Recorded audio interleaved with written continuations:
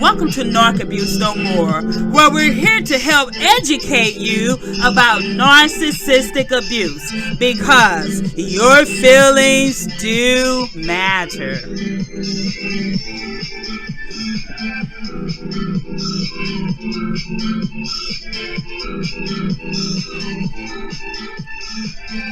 Hi, and welcome to today's broadcast of Narc Abuse No More with your host, Doctor and Evangelist K.L. Rich. Thanks for tuning in today. Today is Friday, August the 27th of 2021. I pray that you have had a blessed, stress-free, narcissistic-free, abuse-free week so far, and that the remainder of this week will continue to be so as well. But if not, we're going to be talking about a few things today. Again, my name is Dr. K.L. Rich with Narc Abuse No More, where we're here to help you admit what you feel in order to heal from the effects of narcissistic abuse, because your feelings do matter. Yes, they do. But before we go on with today's broadcast, I would like to invite you to visit us on our website at www.narcabusenomore.org. Again, that website address is www.narcabusenomore.org, or you can type in narcissistic-personality.com. Again, that's narcissistic-personality.com, and on our website you can listen to previous broadcasts. You can also read our information regarding narcissism, relationships, and different things, and things that we have up and coming. And you can, what is it? Oh, it was something else I was going to say, and I just forgot. It just slipped my mind. All right, I'm having one of those moments. But just as a reminder, and for those who are joining us for the first time, we are on every Tuesday and Friday at 10 a.m. Eastern Standard Time, 9 a.m. Central on SoundCloud, iHeartRadio, Spreaker, Google Play, iTunes, Deezer, Castbox, and a few others. So whatever your favorite podcast app is, download it. So if you're listening to iHeartRadio a lot, then make sure you download that iHeartRadio or that Spreaker or that SoundCloud or wherever you're listening to us from. And then you can put this as one of your favorites. Also, please share these broadcasts. You know, one thing I'm so happy is that I have people that write me and they're telling me how much information and how informative and blessed they have been with the podcast. And I truly appreciate it. I may not get a chance to answer everyone back, but I try to make mention of it on my podcast. Some of you have, told me some of your stories and how you've been able to be helped by the information that we have brought on this podcast. And so I just want to thank you for just tuning in, and I pray that I can continue to be a blessing to you all, to keep you informed as to being able to not deal with abuse and knowing what true love is all about. Because at the end of the day, everyone wants to be loved, okay? And whether you're in a relationship for a marriage or dating relationship or even with family, everyone wants to be loved. But the thing is knowing what real love is and making sure that you're in healthy relationships instead of toxic ones. All right, we are going to be talking today about 27 real signs of true love in a relationship. 27 real signs of true love in a relationship. Now, we may not get to all 27. However, we'll get to as many as we can. And I got this particular article because I always like to find things that you all can go to and do more research or just read for yourself at lovestrategies.com.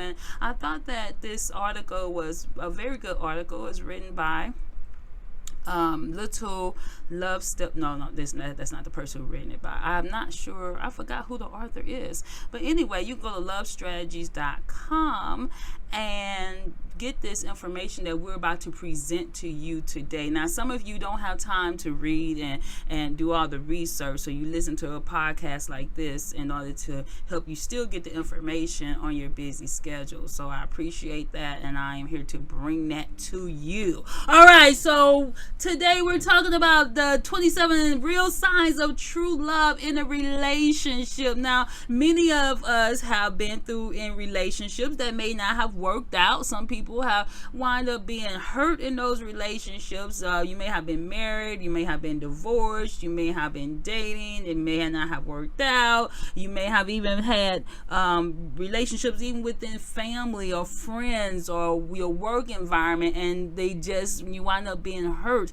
in those relationships. And even people within the church have been hurt from church. They have church hurt, as we call it. And so you want to know what is a loving relationship, so that you don't make the mistake of getting involved in any relationship where that person is unable to love you and you're unable to love them. So in the beginning of a relationship, a lot of times people may have that infatuation. You're looking at this person like, oh, they're so attractive, oh, they're so talented, oh, I just can't get enough of this person, and you have this infatuation with them, the butterflies, the anxiety, and all these different things. However, when you're in a relationship, you want to move from that infatuation stage, and some people it's lust, where it's that physical, just purely physical attraction, and you have that lust, and it's not an emotional connection. And too many times people confuse lust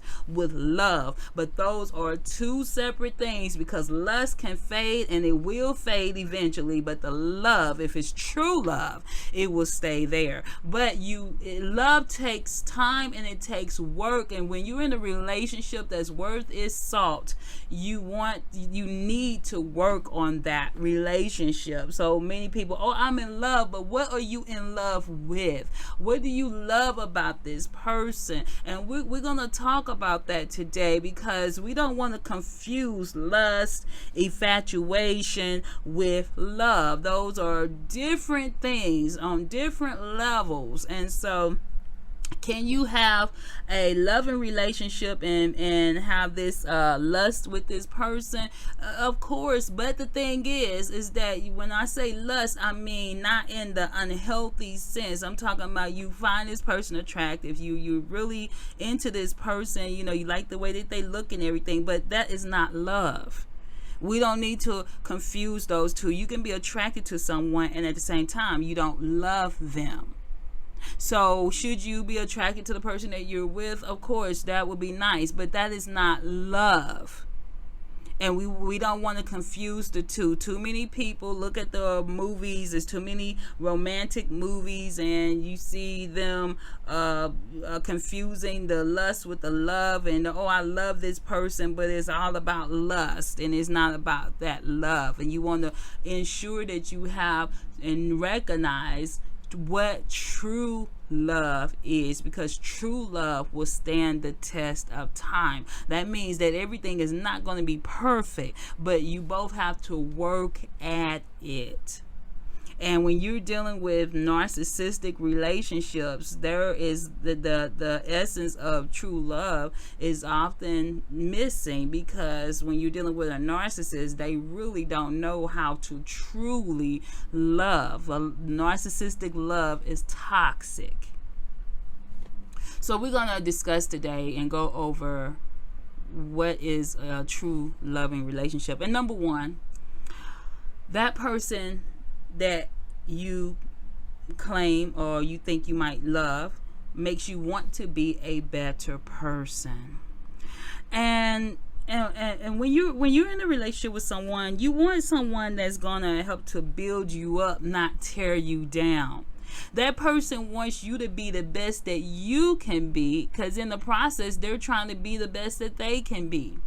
And as Christians, for those of us who are Christians, I pray that you are, we know that it takes Christ to build us up. It takes Christ to make us into better people, because we can't do it on our own. So that person that you are with, you want to ensure that they make you and help you. They can't make you into a better person, but they encourage you and motivate you to be a better person. That means that they help me where I want to go the extra mile. They cause me to make me want to do better in life and go for the goals, and they're promoting you and motivating you to achieve those things that you've always dreamed of. They make you want to be that better person. Because when you have someone that is constantly putting you down, you can't be the better person or the best person that you can be, because you're always looking at yourself in the light of that abuser that is constantly criticizing, condemning, and degrading you, belittling you, causing you to feel less than, causing you to have insecurities. That is not allowing you to be a better person. So you want to be with someone that's going to build you up. That is part of what love is, having someone that will help you to be the best person that you can be. Number 2, you want to be there for that person in the good times and bad times. See, lust, when you're in lust and lust phase, if that person becomes less attractive, if that person maybe has an accident that causes them to be disfigured or something like that, then that lust will fade. However, when we go to the altar, I've never gotten married, but when you go to the altar and you say, I do, for better or for worse, for rich or for poor, in sickness and in health, to death do us part, that means that I'm going to be there with you through thick and thin. I'm not going to leave you just because something happened. We lose our money in the stock market. Okay, we have to move into a 4x4. I'm not going to leave you because you don't have money. I'm not going to leave you because you don't look as attractive as you used to in the beginning. I'm not going to leave you because you get cancer. I'm going to be there with you through the good times and the bad times. I'm not going to leave you because we're having a rough patch right now. I'm going to be there with you. That is love. Now, let me make an exception to this. Is if someone is abusing you, then you don't have to endure that just because you're trying to prove that I love this person. Sometimes you got to separate from that. And when you're dealing with abuse, especially when you're dealing with physical abuse, you need to get out of it as safely as possible and let that person work on themselves. And if that person does not get the help that they need, then therefore you're going to be putting yourself back into an abusive situation. And at no time should you ever be in an abusive situation. So that is not sticking with that person through good and bad times because you're saying, well, they're hitting me, and therefore I'm going to stick it out because I love them. No. You got to love yourself enough to say, you know what, I'm going to let you go get that help you need. And if you never get the help you need, I am not coming back into that situation, because I also have to love myself. And if that person loved you, they would not be putting their hands on you. Number 3. When you really love someone, you're confident in that relationship. That means that you're not worried about that person cheating on you. Then you're not worried about that person doing things that's dishonest in the relationship, lying to you. You could be confident in that relationship because there is trust. And let me just say this: if you don't have trust in a relationship, you don't have a relationship. You got to have trust. So that means that you're confident that that person is being honest with you and you're being honest with them, and you're not holding secrets with each other. You got to be able to have a trust in that relationship. You don't have to worry about her out there flirting with other men. You don't have to worry about when he says he's going somewhere, that he's going to a strip club or something like that. You are confident in that relationship. When someone loves you, they want you to be confident in the relationship. They don't want you jealous. They're not trying to make you envious of someone. They're not trying to triangulate you like a lot of narcissists do. They want you to be totally confident in that relationship. And if there's some lack of confidence in the relationship, then that means that there's something that you all need to work out together to build that confidence. Number 4, you can be yourself completely around that individual. In the beginning of a relationship, a lot of times people have on this mask and they don't show who they really are. They're trying to get a feel of the other person. They're trying to see what the other person like. They haven't totally let their guard down when it comes to the other person, and then in the initial stage of that relationship. But when you're dealing with narcissists, they're always wearing a mask to other people. However, those that are the target of their abuse, they're the ones that actually see the real deal. However, when you're in a loving relationship, you could just be yourself. You don't feel like I have to put on this facade, I have to put on this mask, I have to wear this image that is not truly me. You could be yourself. If you are a giggly person, you can be giggly around that person. If you are a person that is say for instance you have some insecurities, you can be yourself, which leads us into our next one, is you can allow yourself to be vulnerable. That means that I don't have to have this guard up. I don't have to pretend that I'm something I'm not. I can also show this person the pain and things that I've gone through, and trusting that they will not break your heart, and you will be able to and let me just say this too, because one of the things that, if you've ever seen celebrity divorces, they can be very, very nasty. Any divorce can be nasty, but I'm just talking about those that we see in the public for celebrities, and they can get very, very nasty. And why is that? Because the person who knows you the best, the most, the person who knows you the most can also be the one to hurt you the most. So you've been with this person all these years, and they know all the secrets, the good, the bad, the ugly, or whatever, and they use it to hurt you, and through the divorce process. And so when people get in relationships, a lot of times they have this, you might have this guard up, because you know that this person can use that information to hurt you. However, when you are in a truly loving relationship, that person is not going to use what they know will hurt you to hurt you.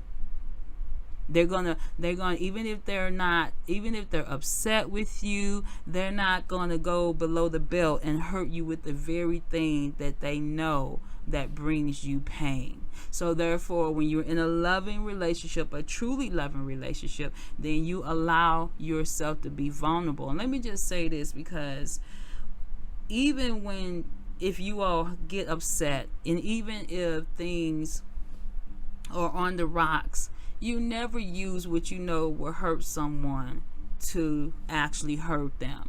If you really care about that person, even if you know that there's things that you have that they have told you, because you love them, you don't use it to hurt them.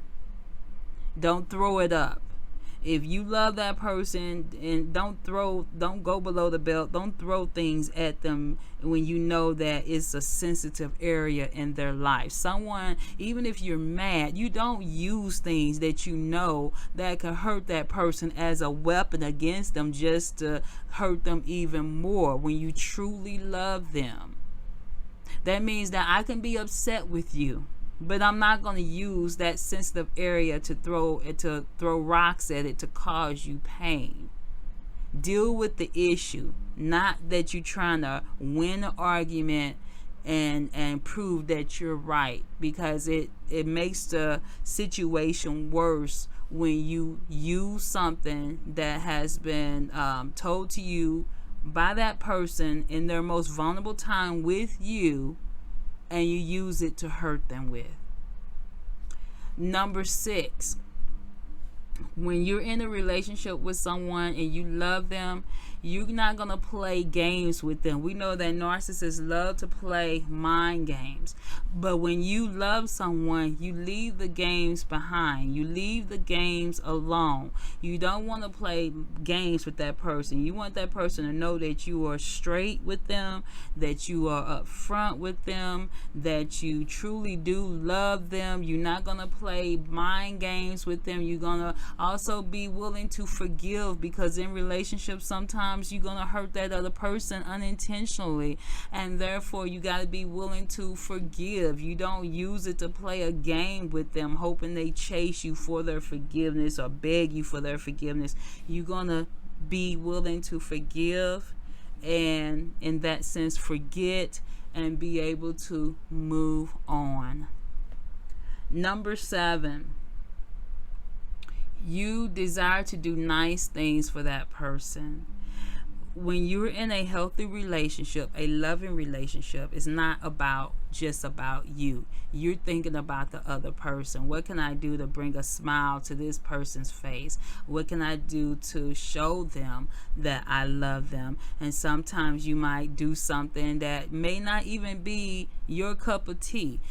That person might like ball. You might hate ball, but you know what? You'll sit down and watch it just because you know that person likes it. Or you might do something, go pick up something that you know that they like, a certain book, or maybe a certain game or something. Or you're gonna do something that may not necessarily be your cup of tea, but because you love that person, you would do it for them because you know that they take pleasure in it, and it's something that they like. That means that when you're loving someone, you're not being selfish, but you're being selfless. Number 8, your love is not fleeting. When you love someone, it's not something that comes and goes. It's not like a water faucet that you turn on and turn off. Love grows over time when it's true love. That means that the infatuation, that stuff is gone out the window, but you are actually in this relationship because you are committed to it. That means that I'm not loving you one minute, hating you the next minute, loving you one minute. And what I mean by that is, you might say, well, you know what, I don't like this person right now. I don't like you right now, but that doesn't mean that the love has gone. I love you, but I don't like you at this moment. Okay, that means that, hey, you know that I love you you got my heart, but right now I'm just not liking you too much right now. The love doesn't fleet. The love stays. The love is continuous. The love is saying that we're working on these things. Yeah, things are not perfect, but you know what? We love it and we're in it to the end. Number 9. One argument does not end the relationship. Now, if you all get into an argument, and as soon as you get into an argument, oh, I'm done, I'm quitting, I'm out of here. Well, you got to reevaluate and say, hey, is this truly, truly love that I have for this person? If I'm calling it quits as soon as we have a discussion or something we don't agree with, well, is it truly love? Or if you could just walk out the door. See, we live in a society now that divorce is easy, and people don't stick it out. They say, you know what, I can just move on to the next best thing, and so therefore I don't have to work on it. Well, is that truly love? Or does love say, you know what, I'm gonna stick it out? And I'm not talking about abuse. I'm not talking about abuse, but I'm talking about just working on a relationship, because everything's not going to be perfect in the relationship. And relationships take work.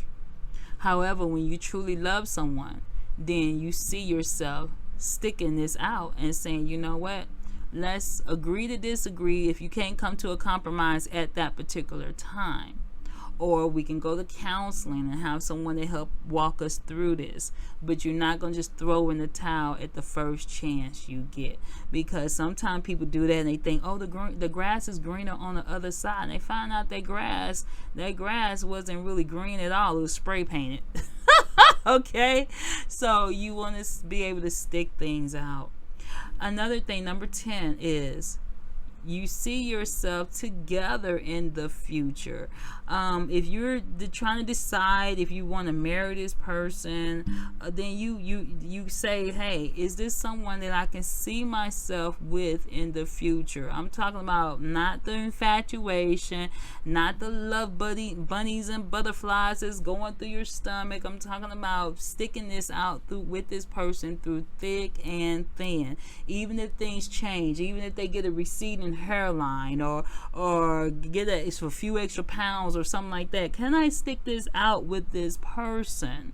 And you want to know that and truly be able to assess, hey, am I in it for the long haul? Can I see myself being married to this person 10, 20, 30, 40, 50 years from now and still love them and allow that love to grow? All right, we're going to take a quick break and we'll be back in just a moment.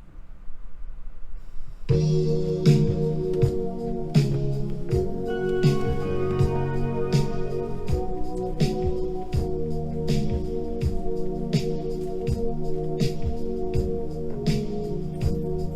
gotta take a little time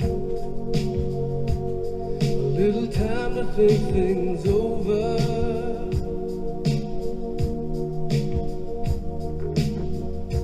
I better read between the lines in case I need it when I'm older.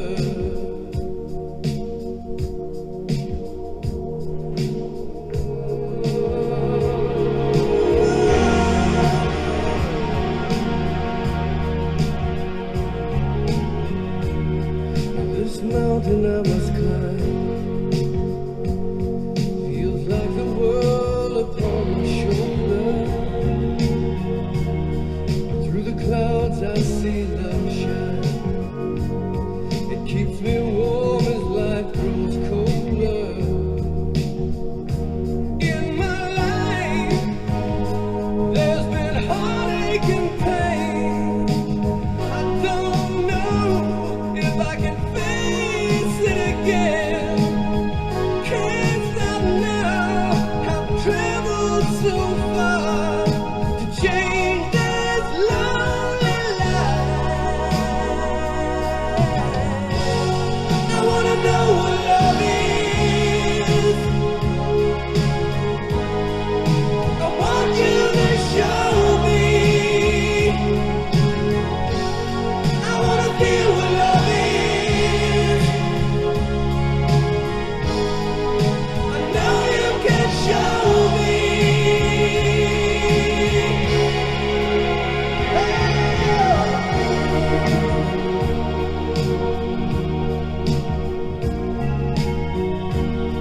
I'm gonna take a little time to look around me.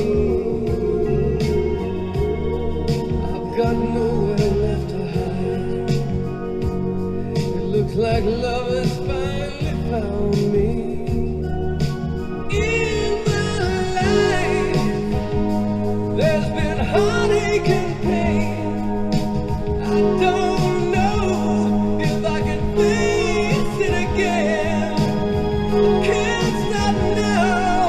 I've traveled so far to change this lonely life.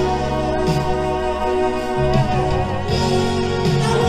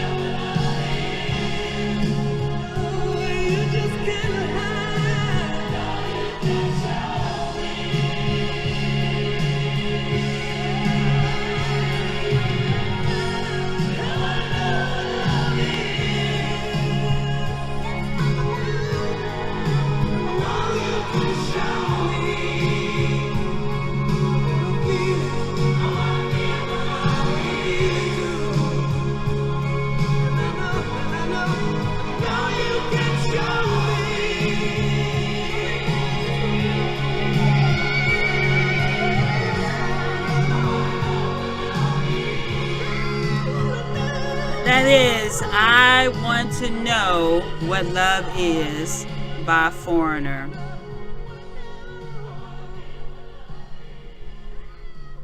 All right.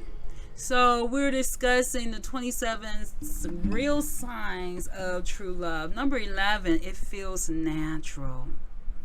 Love is never forced, and you can't manipulate the relationship to make someone love you.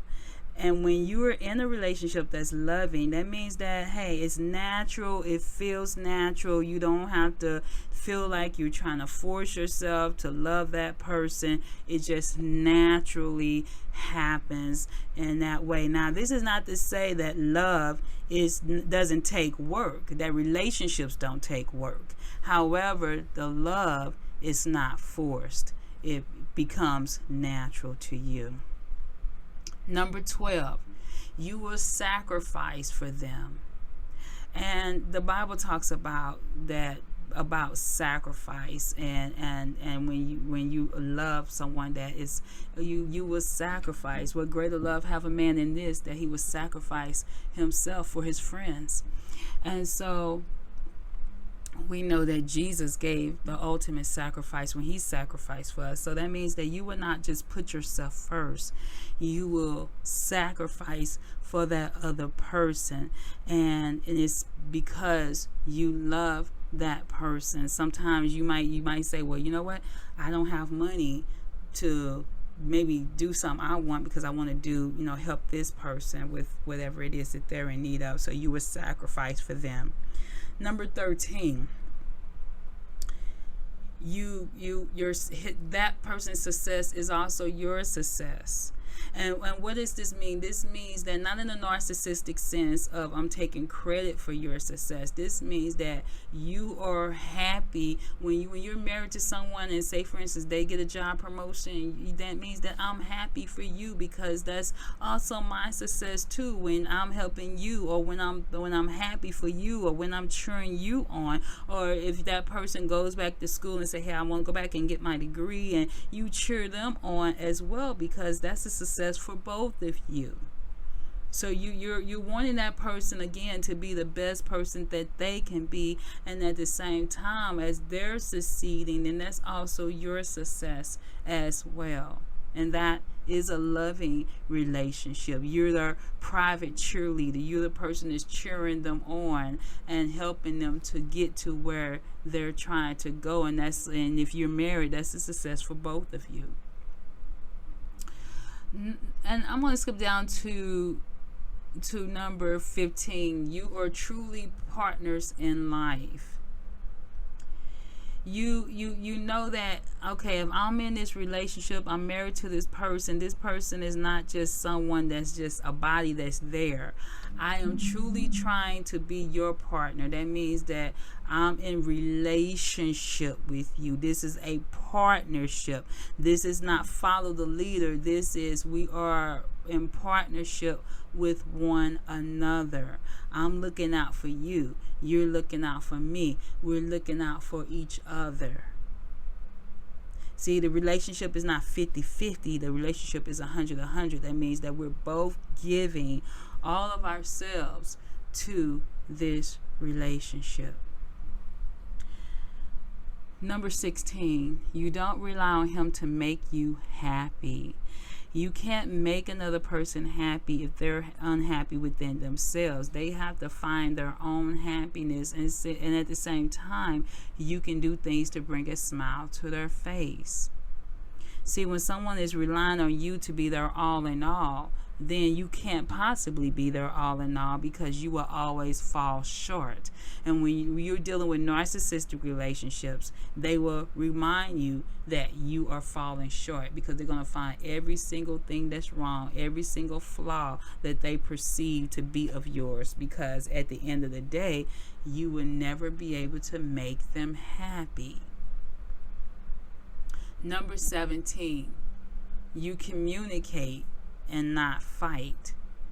And what does this mean? Because you might say, well, all couples have arguments, but the thing is that even in your disagreements, you're communicating. So you want to learn how to communicate and not have a brawl.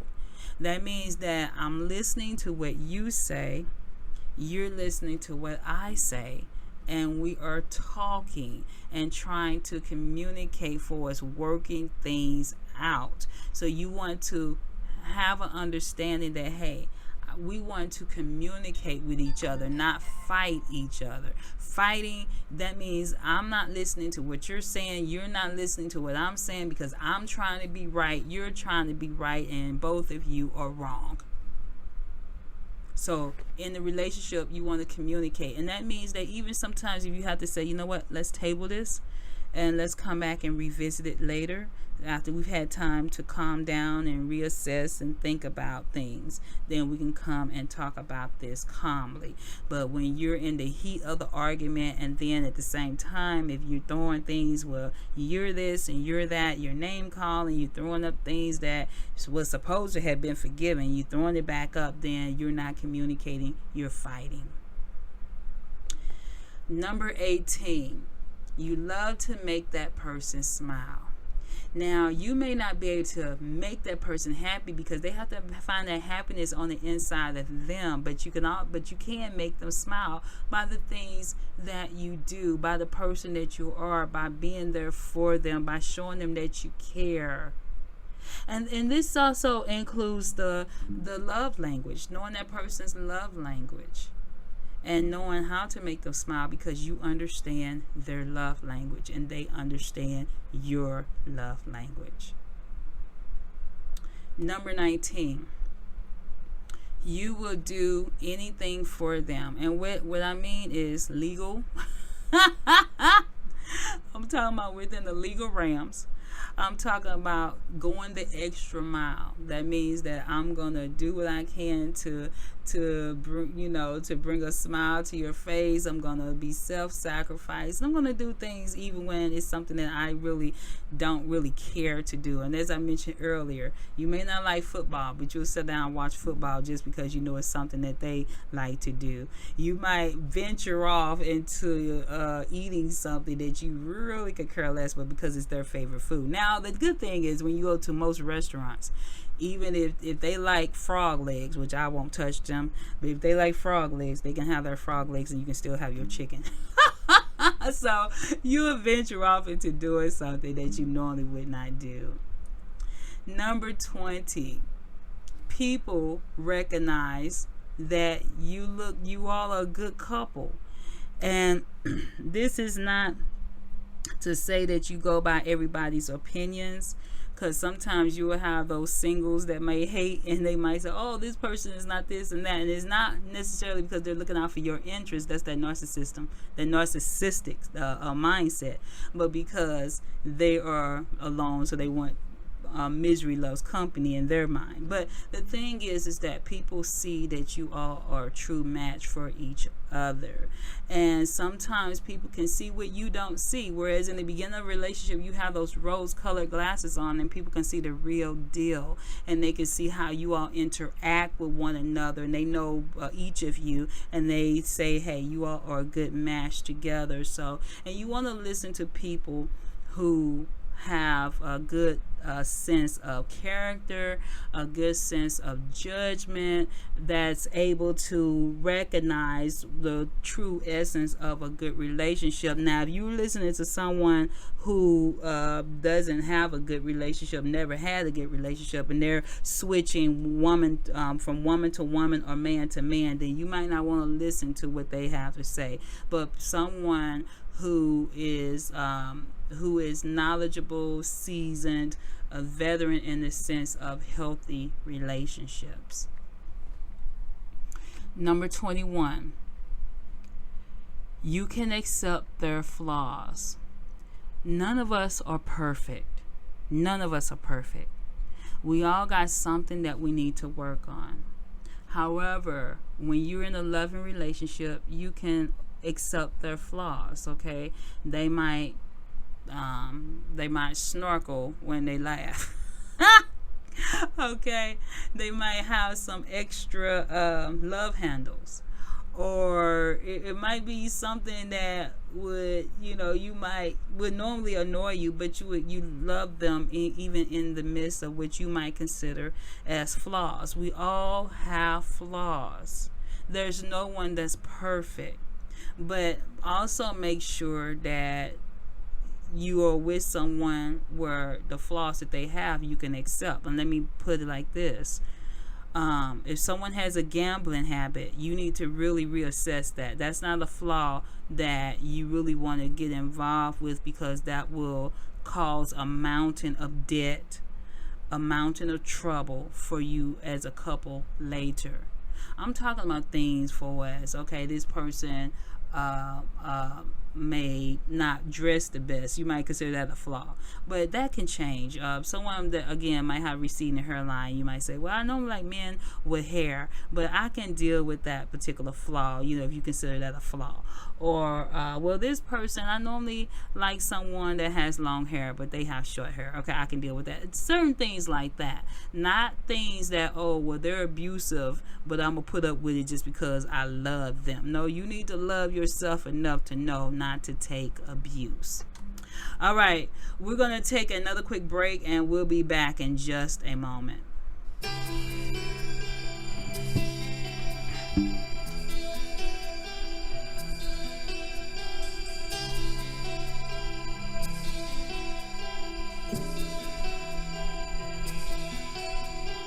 She's like the wind through my tree. She rides the night next to me.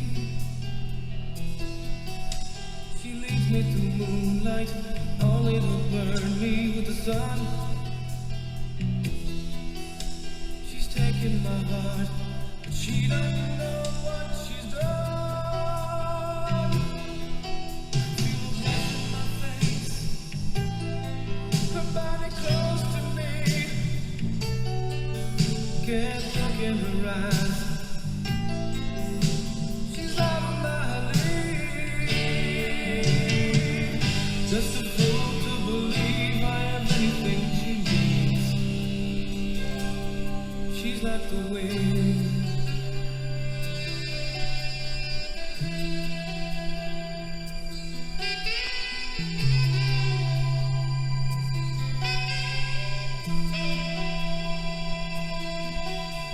I look in the mirror and all I see is a young old man with only a dream. Am I just fooling myself and she'll stop the pain? Living without her, I go insane. Feel the breath in my face, her body close to me. Can't look in her eyes. She's out of my league. Just a fool to believe I am anything she needs. She's like the wind.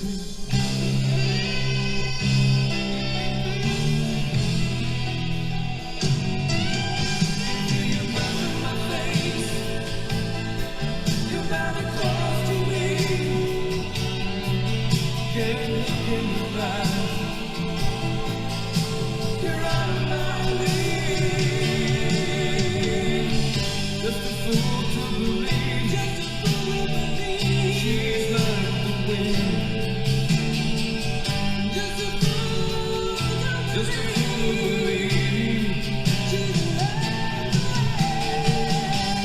fool to believe. She's like the wind. Just a fool to believe. She's like the wind. Just a fool to believe. She's like the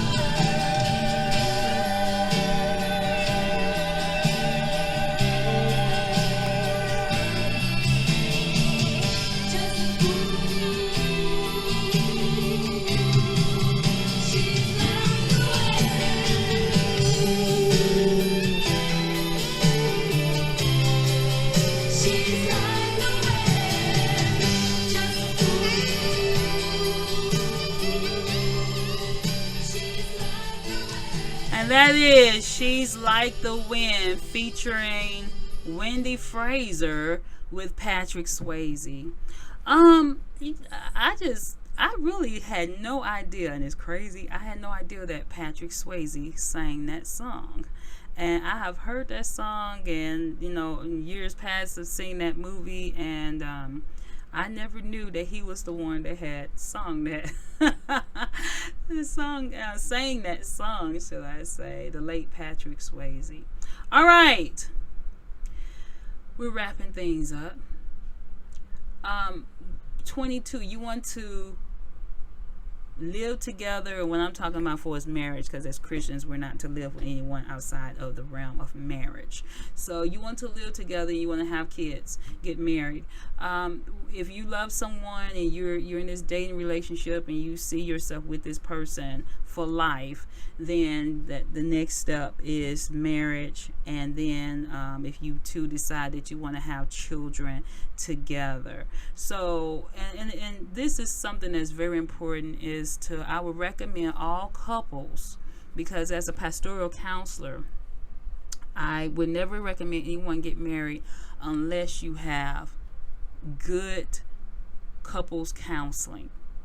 Go to your couples counselor before you say I do, because if you're going to a good couples counselor, they're going to bring up issues and things that you may not have thought about prior to getting married, and it's things that will help you with that start. And sometimes you may find out, well, in that couples counseling, well, maybe this isn't what I thought it was going to be, and you find out things about each other that may prevent you from having a split later, or having some difficulties later. So I will always recommend that if you are about to say I do to anyone, make sure you go to a good couples counselor, because there are things that you need to discuss and bring up and talk about that you may not necessarily do unless you're in front of a counselor. Number 23, that person is the first one you turn to with good news. So outside of God, because we always want to put God first in our relationships, this person is the first one you think about telling good news to, or any type of news that you have. And when that person is there for you, you feel more comfortable with telling them things. If you get a promotion, they're the first one you talk to. If something happens, you get some bad news, they're the first one that you talk to. So this person is the one that you turn to with, the first person you turn to with news. Number 24, you're always excited to see them. This is, I'm not talking about the infatuation with the butterflies. This person that you really love, you're always happy to see this person. Now, if you're with someone and you dread seeing them, then you need to see what's going on in that relationship, where you'd rather see them out the door than in the door. Okay? So you're always excited to see this particular person that you love. Number 25, you spend time apart, but you're still thinking of them. All right. So even though, and it's good to have that time apart, because what's that saying, that absence makes the heart fonder? So it's good to have some time where you spend with your own friends, they spend with their own friends, or whatever. And I'm talking about, before you say I do, but even when you say I do, and you might be at work or whatever, you spend time apart, but that person is still on your mind, and you miss that individual. Number 26, you rather watch movies on the couch than to go out. So you can have fun going out places, but you just when you love that person, you like, well, let's just get some popcorn, get something to drink, and we can just watch a movie at home. When you're married to that person, you rather spend time with them than going out partying with friends, and that, because you want to let me put it like this. When you love someone, you can be broke and busted, but just going for a walk in the park or going window shopping, you may not be able to buy anything, but just spending quality time with that person is sufficient enough for you, and that is part of being in a loving relationship. And last but not least, you've told them everything about you. One thing that is important to do is to be totally honest with that person. Anything that could cause future problems or things that that person needs to know, then you need to be honest. Don't go into a relationship with secrets. If there's things that you need to tell that person, make sure that you be honest with them. It's better for them to hear it from you than to find out later. It's never good to go into any type of relationship with a cloud already over it. So make sure that if you're in a relationship with someone, that you tell them what they need to know, and they need to know everything there is about you.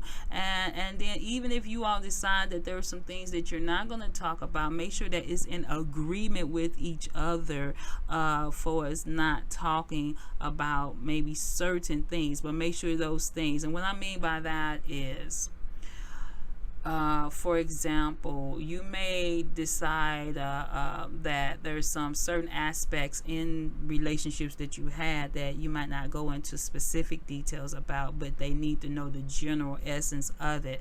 And therefore, you all decide, well, we're not going to go into certain specifics, but there are some general things that we need to talk about it. So make sure that there's nothing that you need to know in that relationship that you are keeping secret from each other.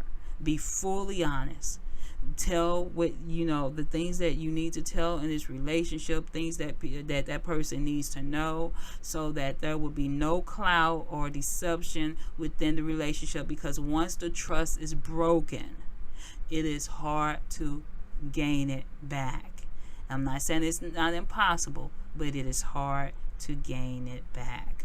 All right, so the person, I was trying to find the person who had written this article on lovestrategies.com. His name is Adam Lodosi, and he's a love strategist. And I thought that these tips that he had given here is really, really good. So I pray that you have gotten a lot out of today's broadcast, and that you can apply this in your future relationships. Because guess what?